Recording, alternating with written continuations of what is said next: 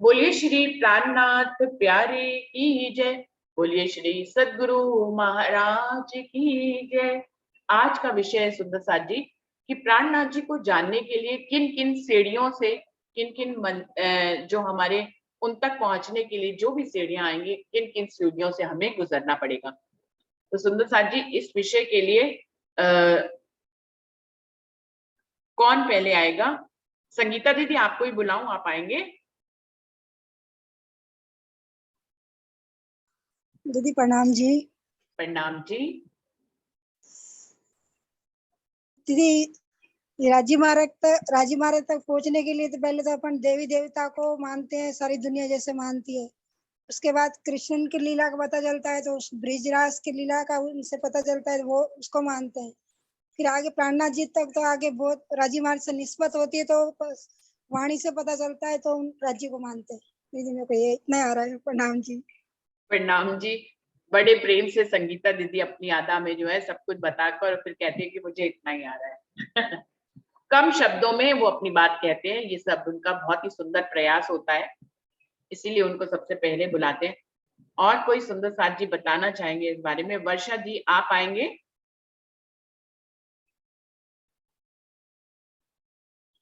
प्रणाम जी। सभी सुंदर साथ जी के चरणों में प्रेम प्रणाम जी। प्रणाम जी। जी वैसे तो संगीता दीदी ने जो मतलब बताया ना शॉर्ट में, वो उन्होंने इशारे में ही सब कुछ बोल दिया है कि मतलब पहले तो हमें इस दुनिया के बारे में ही पता करना होगा ना। जब तक हमें झूठ का पता नहीं होगा तो हम सच की पहचान नहीं कर पाएंगे। तो पहले तो हमें इस दुनिया के बारे में ही पता करना होगा कि जैसे हम तारतम्य लेते हैं तो हमें उसमें श्री कृष्ण जी की त्रिधा लीला के बारे में पता चलता है, क्योंकि यहाँ पे सब दुनिया शरीर के बारे में ही जानती है, आत्मा की तो कोई पहचान ही नहीं थी। तो शरीर की पहचान नहीं होगी तो अंदर की चीज कैसे बताएंगे। तो इसीलिए जैसे कल डोली दीदी ने कहा था कि पहले श्री कृष्ण जी को जानना जरूरी है, तभी हम प्राणनाथ जी तक पहुंच सकते हैं।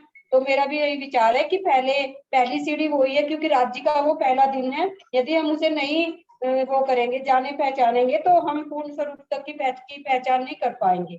प्रणाम जी। प्रणाम जी। प्रणाम जी। और कोई सुंदर साथ कुछ बताएंगे? हरीश भाई, आप कुछ कहना चाहेंगे? जी प्रणाम जी। प्रणाम जी। सभी सुंदर साथ जी को मेरा प्रेम प्रणाम। प्रणाम जी। जी हाँ, प्राणनाथ था। अभी अभी वर्षा दीदी ने और उन्होंने बताया सही है, क्योंकि पहली सीढ़ी वो है जैसे हम पहले दिन में ब्रज में आए थे, तो वो तन कृष्ण के तन में आए थे श्री जी राज्य महाराज जी। तो हमें इस लीला को याद करना कि वहां आकर के हम कैसी लीला की, राज्य हमारे साथ थे तो हम सब गोपियां कैसे कैसे उनको मिलने का तरीका निकालती थी, तो वो हमें पहले तो याद करना है। फिर ब्रज में हम कैसे रास खेले थे, ब्रज में हमें सब बता करके ले गए, राज्य बंसरी बजाई और हम उधर चले गए तो रास में खेले। तो ये दो सीढ़ी है, उनको हमें याद करना है। फिर तीसरी जो सीढ़ी है, जो हम जागने ब्रह्मांड में आए हैं, तो जागने ब्रह्मांड में जब प्राण श्री प्राणनाथ जी के बारे में जो लाएगा ईमान, छत्र साल तन मन धन कुर्बान। तो हमें इस हमारी जो वाणी है उसके पर पहले तो हमें ईमान लाना है, फिर इसका आएगा। तो इश्क और ईमान की जो पंख है दो, वो हमारे पास जब आएगी और हम इसी पंखों के द्वारा हम राज्य में रहेंगे और इसी राह पे हम चलेंगे, तो ये हमारी तीसरी सीढ़ी है। ऐसे करके हमें फिर बाद में राज्य और प्राणनाथ जी का दीदार होता है। ये मेरा भाव है दीदी। प्रणाम जी। वाणी के आधार पर ही हम हरि जी राज जी को, प्राणनाथ जी को हम जान सकते हैं। और छत्रसाल महाराज ने भी वही कहा है कि श्री प्राणनाथ जी की वाणी में जो लाएगा ईमान, छत्रसाल तन मन धन कुर्बान। प्रणाम जी दीदी। प्रणाम जी। प्रणाम जी। रंजना, आप कुछ कहना चाहोगे इस पे? रंजना। प्रणाम जी दीदी। प्रणाम सुंदर साथ जी। मैं दीदी अभी 5-7 मिनट में बोलती हूँ। ठीक है। सुरेश भाई जी, आप कुछ कहना चाह रहे हैं इस पे? जी प्रणाम जी। प्रणाम प्रणाम जी। अभी इससे अपना प्राणनाथ जी को जानने के लिए हमें कौन कौन से सीढ़ी से गुजरना होगा। तो पहला तो हमारा जीव जो है उसके काबिल होना चाहिए। जैसे मरु और देवापिका जीव ने पहले ही मांग लिया था कि भाई हमारे जीव के ऊपर प्राणनाथ जी निष्कलंक अवतार की लीला हो। तो ऐसे हमारा जीव का भी ऐसा बल होना चाहिए, तभी हम शायद उनको इस कलयुग में पहचान सकते हैं। और हम शायद अभी उनके काबिल हो गए तो हमें तारतम्य मिलेगा। फिर हमें जो है वो कृष्णा जी की पहचानना होगा। फिर बारी बारी से हमें वैसे जैसे राजीव महाराज हमको मेहर करेंगे तो हम उस सीढ़ियों तक पहुंच सकते हैं जो हम पूर्णतः राज्य को पहचान सकते हैं। तो पहले तो निजाम मिलना ही बहुत बड़ी बात है, हम तारतम्य मिलना। तो उसके बाद हमारे जो आत्म है तो वो अर्ध जागृत हो जाएगी। फिर जैसे जैसे हम वाणी पढ़ेंगे,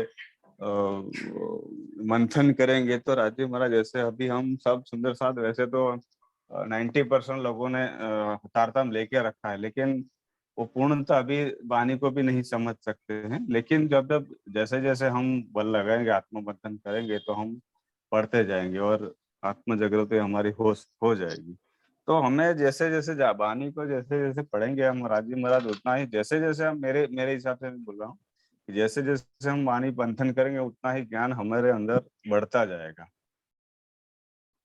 बराबर है। और कृष्णा जैसे हम पहले फेरे में ब्रज में आए, रास में आए, तो उस वो जो ब्रह्मांड का जो प्रभाव था वो अलग था। अभी कलयुग का प्रभाव, जैसे सतयुग में कैसा होता है कि जब जो कोई आदमी जैसे एक्सपायर हो जाता है तो उनको कुछ जलाने की जरूरत नहीं पड़ती है, वो अपने आप ही लुप्त हो जाता है। इसी तरह से अभी जो कलयुग है उसमें कलयुग का प्रभाव है। जो राजीव महाराज ने हमें बहुत ही ज्यादा खेल का प्रभाव दिया है, तो उसमें हमें खरा उतरना है। तो ऐसे जैसे जो पहला पदक लेते हैं, जैसे खेल में जैसे पहला नंबर, दूसरा नंबर, तीसरा नंबर आता है, वैसे पहला नंबर ब्राज में हो गया, रास में दूसरा हो गया, अभी तीसरे को ऐसा है कि दोनों से ऊपर खरा उतरना है हमें। तो राजीव महाराज ने हमें ये बहुत ही बड़ा खेल दिखाया है और बहुत अच्छा शोभा देने जा रहे हैं। लेकिन हमारे जीव को भी ऐसी कसनी करनी पड़ेगी, तो हम आत्म का भाव लेके के हम ऐसे कलयुग में हम शोभा पा सकते हैं। प्रणाम जी सुंदर साथ जी। प्रणाम जी सुंदर साथ जी से ये विनम्र निवेदन है, यदि कोई सुंदर साथ कोई काम नहीं कर रहे हैं और वो फ्री है तो अपना वीडियो खोल कर बोले, उससे ज्यादा कनेक्टिविटी बनती है। जो सुंदर साथ काम में बिजी है वो नहीं खोल सकते, उनकी मजबूरी है, लेकिन जो सुंदर साथ खोल सकते हैं वो जरूर से खोल के बोले तो ज्यादा अच्छा लगेगा और वीडियो भी ज्यादा सुंदर और प्रभावशाली बन पाएगी। कोई और सुंदर साथ इस बारे में बोलने के लिए आएंगे? विमला दीदी आप बताएंगे?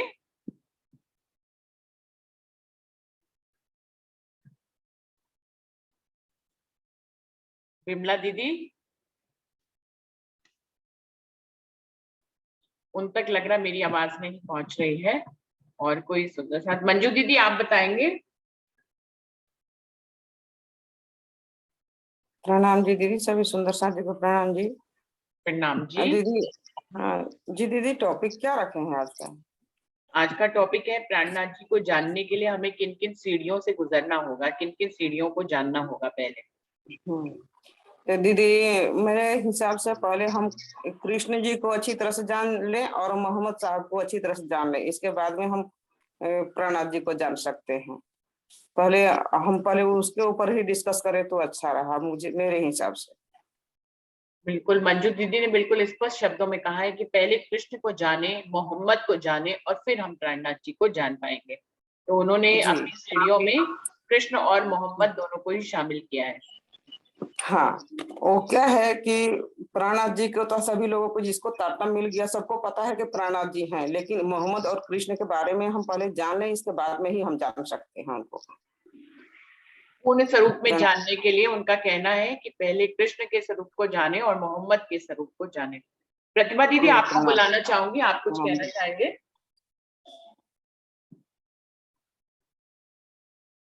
प्रणाम जी, प्रणाम। थोड़ा मेरा आज तबीयत ठीक नहीं है, बस सुनने की है। ठीक है दीदी, कोई बात नहीं, आप रेस्ट करिए, आप रेस्ट करिए।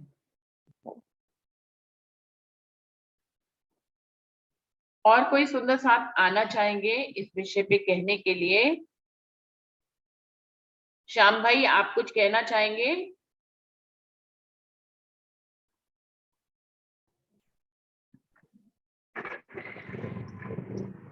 प्रणाम जी। प्रणाम प्रणाम जी जी। प्रसाद जी।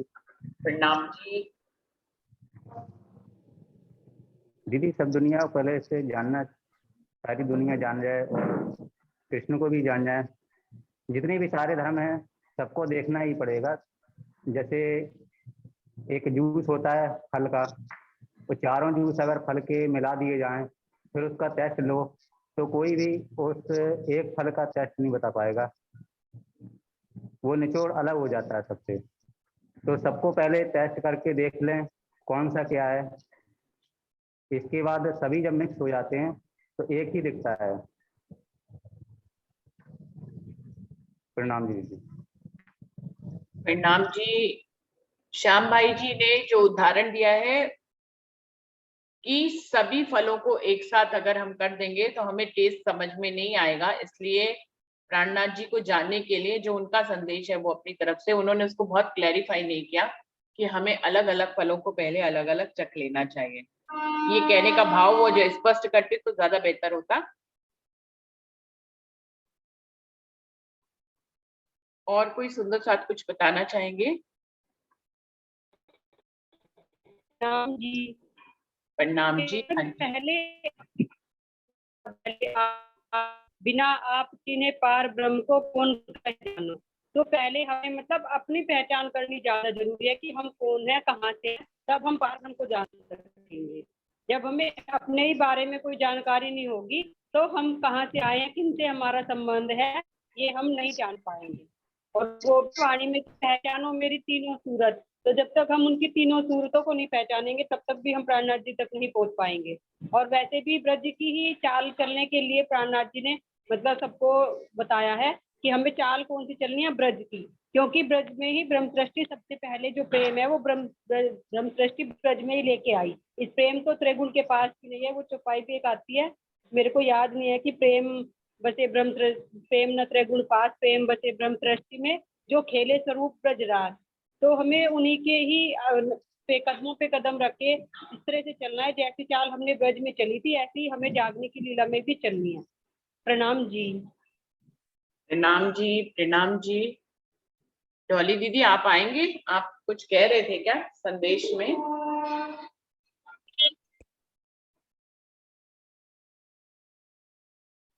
हाँ जी, डॉली दीदी।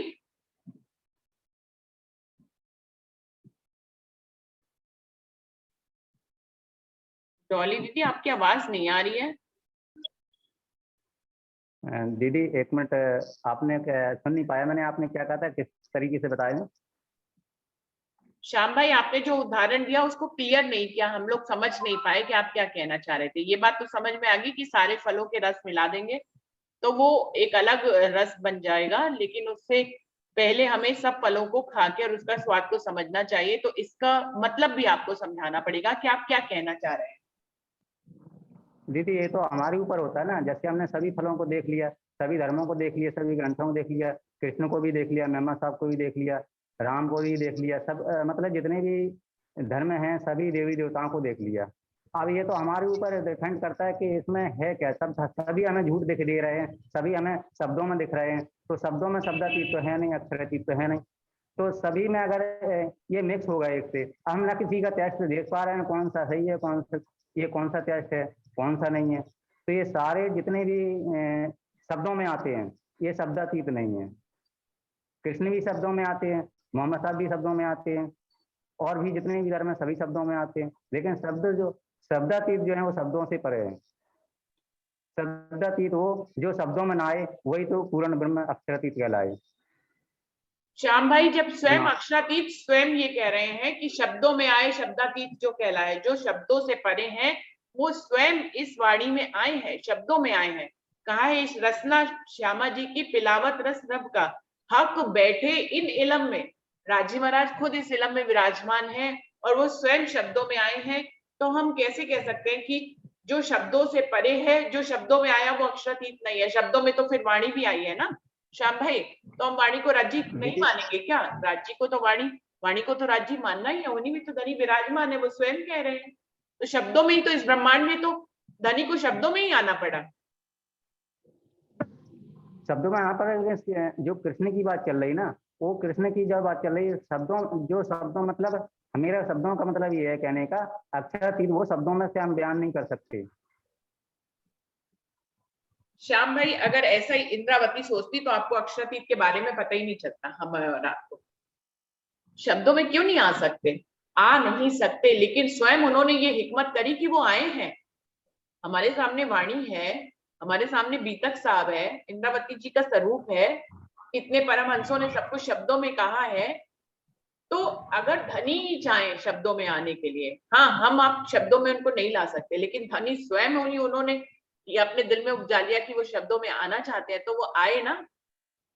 ऐसे कैसे इंद्रावती जी कहती कि अगर मुझे शब्दों में हम बयान ही नहीं कर सकते, तो अक्षरातीत का बयान, स्वरूप, शोभा, श्रृंगार जो हम आज जानते हैं, समझते हैं, शब्दों में आया, इंद्रावती जी ने बयान करा, तब तो हम उनसे जुड़ पाए।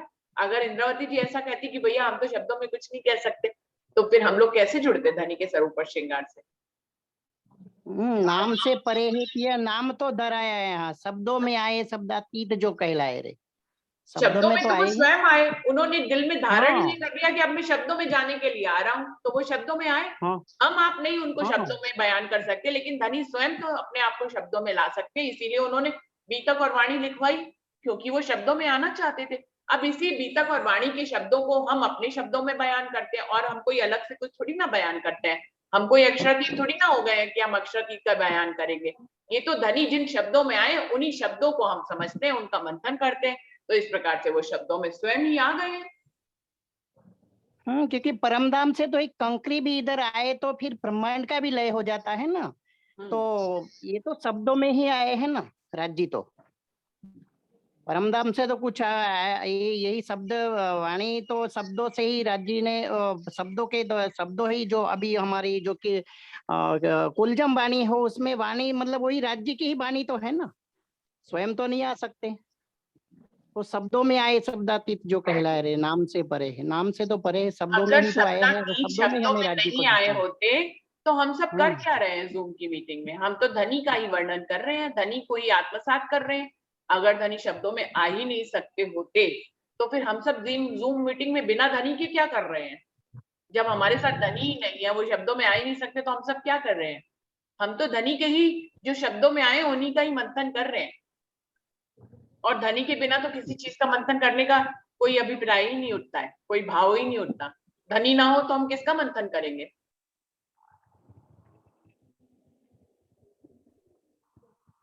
और ठीक है। हाँ जी, श्याम भाई आप कुछ कह रहे थे? नहीं, मैं तो बस यही कहता हूँ, ठीक है, आगे बढ़ाओ अपने टॉपिक को, ये बात तो फिर बढ़ती चली जाएगी ज्यादा। हाँ जी, प्रणाम जी, सुंदरता जी, प्रणाम जी। प्रणाम जी। अरुणा दीदी आप बताएं। हाँ, नहीं मैं तो क्या बताऊँ, मैं तो सबका सुन रही हूँ, तो मैं तो बिल्कुल, मेरा तो बिल्कुल अपोजिट बात हो गई, बिल्कुल उल्टी कहानी होगी मेरे साथ तो। क्या? क्योंकि बचपन में सिर्फ पेरेंट्स से, माँ बाप से सिर्फ यही सीखा कि यही पता चला कि हम किसकी पूजा करते हैं, वाणी की पूजा करते हैं। प्राणनाथ जी हार्दिक खुद जब साक्षात आए थे पन्ना में, उन्होंने वाणी पधराई, और हम उस सब से वाणी का ही पूजन होता है अपने यहाँ, है ना। तो इसलिए ना तो मैं कृष्ण को जानती थी, ना मैं किसी देवी देवता किसी को भी लेना देना ही नहीं किसी से, शुरू से बचपन से ये पता चल गया यही हमारे सब कुछ है, तो उसी को ही माना। और उसके बाद आप देखिए, मैं तो ये कह रही हूँ कि मुझे उल्टा प्राणनाथ ने ब्रज रास और ये सब कुछ उन्होंने आके बताया, क्योंकि इस इलम से मुझे पता चला। तो इलम में कौन बोल रहे हैं, आप पढ़ावे खसम, खुद प्राणनाथ जी ने आके मुझे तो ये सारी बातें बताई, मुझे तो कुछ पता नहीं था। तो इसलिए मैंने ऐसा नहीं कि पहले कृष्ण जी को मानने गई और फिर मैं पहले किसी देवी देवता को पूजने गई, मेरे साथ ऐसा नहीं हुआ। इसीलिए मेरे को ये मन में क्वेश्चन आया था कि ऐसा कैसे हम बोल रहे हैं। तो अब पता नहीं मैं क्या हूँ, कौन हूँ, मुझे नहीं पता, पर मेरे साथ ऐसी घटना घटी, इसलिए ये बात नहीं, बता रही लेकिन हूँ। आपकी सीढ़ियों को राज्य ने कंप्लीट तो कर दिया ना। आप देखिए, आप शुरुआत ये नहीं कह रहे हैं कि प्राणनाथ जी को बिना को पे श्रद्धा सुमन कुछ भी समर्पित नहीं किए जा सकते, धनी को जाना नहीं जा सकता जब तक उनके हम पहले स्वरूप कृष्ण को ना जाने।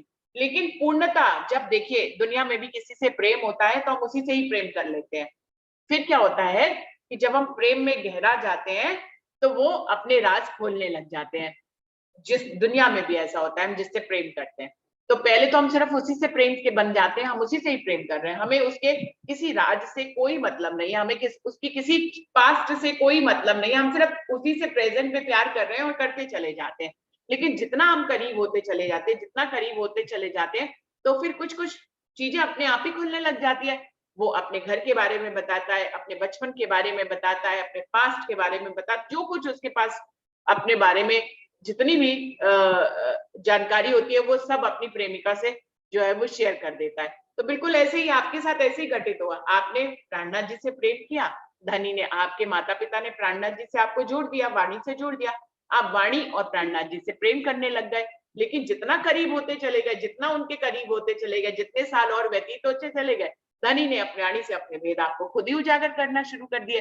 तो आज आप श्री कृष्ण को भी जानते हैं, धनी के पहले दिन को भी जानते हैं, दूसरे दिन को भी जानते हैं, तीसरे दिन को भी जानते हैं, चौथे, पांचवें, छठे, सातवें, सब दिनों को आप जानते हैं। अरुणा दीदी आज आपसे कौन सा भेद खुला है? कोई भी नहीं खुला। तो जिससे आपने प्रेम किया उसने खुद ही आपको सब अपनी सीढ़ियों पे से खुद ही पार करवा दिया। बस वही कह रही हूँ, मेरे को तो उल्टा काम हो गया ना, मेरा सबसे अलग से हो गया, ऐसे बोल रही कोई हूँ बात नहीं, जो सब कोई बात मेरे नहीं। साथ बोल रहे हैं। किसी को पहले दिन से चलाते हैं, आपको जो है 5वें दिन से चलाए और फिर पहले के दिन। मंजिल सर्कल सबको पूरा करना है। धनी को पूर्ण रूप से जानने के लिए उनके हर दिन को तो जानना ही होएगा ना अरुणा दीदी। तो आपकी हाँ, मंजिल ठीक है। 5वें दिन से शुरू हुई थी, किसी की तो तीसरे दिन से शुरू हुई, मोहम्मद को मानने वालों की तो तीसरे दिन से शुरू हुई, किसी की धनी देवचंद जी मानने वालों की तो चौथे दिन से मंजिल शुरू हुई। लेकिन किसी की कहीं से भी, अभी तो कुछ सुंदर साथ हम सब तो छठे दिन में चल रहे हैं, तो हम तो 5वें दिन में भी थे या नहीं थे, या थे तो हमने पहचान की या नहीं की, तो हम तो यही कहेंगे ना कि हम तो छठे दिन से शुरुआत हमारी हुई। तो छठे दिन से शुरुआत हुई, लेकिन पहले के 5 दिन धनी ने हमें बताए, तो मंजिल और सर्कल तो पूरा कर ही दिया ना। क्योंकि पूर्ण रूप से जानने के लिए उसके पूर्ण सभी स्वरूपों को और सभी दिनों को जानना ही होगा। ये धनी की हिकमत है, वो तो पूर्ण रूप से ही जगाने आया ना, तो वो अपने सभी दिनों की और सभी अपने इस ब्रह्मांड में पहले दिन से लेके आखिरी दिन तक की सब लीलाएं अपनी रूहों को बताएंगे ही बताएंगे, कोई याद भेद छुपा के दिलाएंगे, नहीं हाँ। रखेंगे। सही बात कोई है, सब याद दिला दिया बाद में। हाँ जी, प्रणाम जी। प्रणाम जी। कोई भेद नहीं छुपाएंगे किसी से। देखिए आपसे भी कुछ नहीं छुपाया, 7 दिन की लीला आज आपको पता है, धनी ने बता दी आपको। शुरुआत भले चाहे कहीं से भी हुई हो। अब जो लोग पहले और दूसरे दिन से शुरुआत कर रहे हैं, जो कृष्ण के रूप में धनी को जान रहे हैं, तो उनको भी 5वें दिन, छठे दिन, 7वें दिन तक धनी लाएंगे, उनसे भी कुछ नहीं छुपाएंगे। और इसका कोई भी हमको फिक्र करने की जरूरत नहीं है कि वो कृष्ण के रूप में मान रहे हैं। पता नहीं प्राणनाथ जी तक आएंगे कि नहीं आएंगे, धनी सबको लाएंगे, क्योंकि उन्होंने हर रूह का सर्कल पूरा करना है। 7 दिन की ये जो 7 दिन का सर्कल है इस ब्रह्मांड में, वो अपनी हर रूहों को समझाने ही तो लाए, नहीं तो यहाँ लाने की जरूरत ही क्या थी। परम धाम में ही रहते हम, अपने इश्क को, अपने प्रेम को, अपनी वाहिदत को, अपने सब स्वरूपों को, अपनी महिमा को समझाने के लिए तो इतना बड़ा ब्रह्मांड बनाया, जिसमें 7 दिन बनाए। तो वो 7 दिन की लीला सबको चक्र पूरा करना ही रहेगा, चाहे कोई पहले दिन से शुरुआत करे, दूसरे से करे, तीसरे, चौथे, 5वें, छठे, कहीं से भी शुरुआत करे, उसको जो है चक्र ये पूरा करने के लिए धनी खुद ही अपने भेद खोल देंगे। और कोई सुंदर साथ जरूर बोले। डॉली दीदी आप आ जाइए।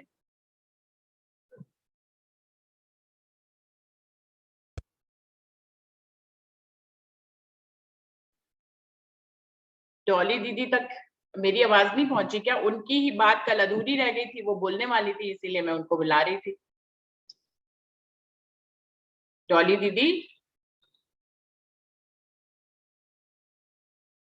बड़े माइक भी खुला है उनका तो। हाँ जी, माइक भी खुला हुआ है डॉली दीदी का, तो पता नहीं क्या हुआ। डॉली दीदी आपको मेरी आवाज नहीं पहुंची?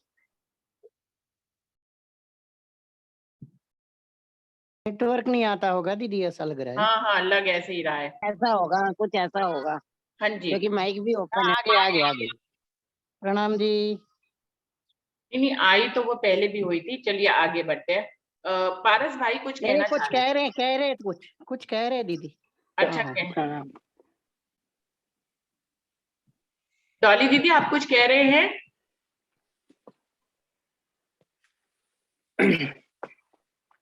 नहीं, पारस भाई आप आइए, डॉली दीदी का माइक अभी काम नहीं कर रहा है, वो बाद में आज नहीं तो कल बोल लेंगे, समय खराब नहीं करते। पारस भाई आप आइए। प्रणाम जी दीदी, प्रणाम जी सभी सुंदर साथ जी के चरणों में। तो दुनिया में जितने भी धर्म हैं सभी कहते तो यही है कि परमात्मा जो है एक है। वो वेद भी कहता है एको ब्रह्म द्वितीयो नास्ति, और कुरान भी कहता है कुल हु अल्लाहु अहद, और बाइबल भी कहता है the supreme truth God is only one. इसी तरह गुरु नानक भी कहते हैं कि एक ओम सतनाम ओमकार, और कबीर वाणी भी कहता है कि साहब मेरा एक है। तो मेरा कहने का भाव यह है कि सभी धर्म कहते तो हैं कि परमात्मा एक ही है, फिर भी दुनिया में कई सारे धर्म में लोग विभाजित हैं, क्योंकि लोगों के आंख में एक पर्दा पड़ा हुआ है जो रस्म का, रीति रिवाज का, परंपरा का और अपना संस्कार संस्कृति का और भाषा का पर्दा लोगों के आंख पे पड़ा हुआ है। जब इस तरह पर्दा पड़ा हुआ था तो इस आखिरी जमा में स्वयं अक्षरातीत प्राणनाथ इस कालमाया के ब्रह्मांड में आखिरी में आए, तो उन्होंने सभी धर्म में छिपे हुए रहस्य को जाहिर कर दिया और उसको एक मिलान कर दिया और सबके सामने जाहिर कर दिया। हमने बचपन में एक स्टोरी सुना था कि कोई एक गांव था और उस गांव में जितने भी लोग रहते थे सब नेत्रहीन थे, आंख से देख नहीं सकते थे, अंधे थे। और एक दिन ऐसा हुआ कि उस गांव में एक बड़ा सा हाथी उस गांव में आ गया। तो जब उस हाथी का 4 लोगों के साथ मतलब आमना सामना हुआ, तो सभी गांव में तो अंधे थे, तो किसी ने हाथी का पूंछ पकड़ लिया और कहने लगा कि हाथी जो है, उन्होंने पहले जाहिर है उन्होंने देखा नहीं था और सुना भी नहीं था, तो जिसने पूंछ पकड़ी थी वो कहने लगा कि हाथी जो है वो तो रस्सी की तरह होता है, और जिसने पैर को पकड़ा था वो कहने लगा कि हाथी जो है वो तो खंबे की तरह होता है। जिन्होंने पीठ को स्पर्श किया था वो कहने लगा नहीं, हाथी तो दीवार की तरह होता है। इस अलग एक ही हाथी को अलग अलग तरीका से वो अंधे लोग बयान करने लगे। तो जब ये चर्चा बहस बढ़ता गया, बाकी गांव में भी किसी ने कभी हाथी को सुना भी नहीं था, समझा भी नहीं था, पता भी नहीं था कि हाथी किस तरह होता है, क्या होता है। तो जब ये विवाद बढ़ता गया, किसी ने रस्सी वाले का पक्ष ले लिया, किसी ने खंबे वाले का पक्ष ले लिया, और ये मुद्दा बढ़ता गया। तो उनमें से एक बंदा जिसने आया तो उसने सबका हल करते हुए कहा कि नहीं, तुम सब जो भी कह रहे हो सभी सच कह रहे हो, लेकिन जिसको रस्सी कह रहे हो वो पूंछ है, इस तरह जिसको तुम पैर मतलब खंबा कह रहे हो वो एक उसका पैर है, इतना बड़ा जीव होता है हाथी। तो इस तरह सभी झगड़ा, उन 4 बंदे का झगड़ा उस बंदे ने मतलब हल कर दिया। इसी तरह जिसे हमें प्राणनाथ कह रहे थे, उसने सभी धर्म में, कोई कहता था कि घट घट में है परमात्मा, कोई कहता है प्रकृति पुरुष ही परमात्मा है, कोई कहता है नहीं ज्योति स्वरूप है परमात्मा, कोई कहता है काल परमात्मा है। इस तरह अलग अलग मत, विभिन्न धर्म में छिपा हुआ अलग अलग मत को उन्होंने उसी धर्म से, उनके ही धर्म से सबको मतलब समझाकर एकत्रित कर दिया। वो वाणी भी तक हमें पता है। तो अब सोचने वाली बात यह है कि लोग तो सारे अंधे थे उस गांव में, कैसे उसने एकदम से एक पल में ही उसको हल कर दिया। तो जाहिर है कि उसने कहीं देखा होगा या सुना होगा। इसी तरह जिसने सारा जो सदियों से जब से सृष्टि बना है तब से जो झगड़ा मतलब एक आपस में मत नहीं मिल रहा था विभिन्न धर्म का, वो उसने आकर एक पल में ही सारा मत को खत्म कर दिया। वो खुद अक्षरातीत है, वो खुद प्राणनाथ है।